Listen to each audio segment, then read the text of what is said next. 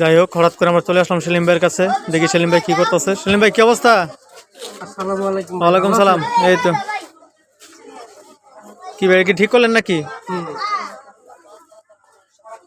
কি হয়েছিল ভাই এটা? রিমোটটা দিয়ে যাই হোক, আমরা দেখতে পারতেছি একটা এলইডি ঠিক করলো সেলিম ভাই। পাওয়ারের সমস্যা ছিল না? পাওয়ার সমস্যা ছিল।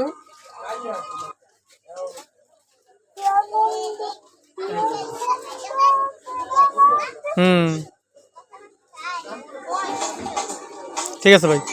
এই যে নির্বাচন খোলা, এই যে কাকা নিয়ে আসছিল। আপনি নিয়ে আসছে? আমি নিয়ে আসছি। পাওয়ারের সমস্যা হয়েছিল তো আচ্ছা আচ্ছা, ঠিক করে দিল তাড়াতাড়ি।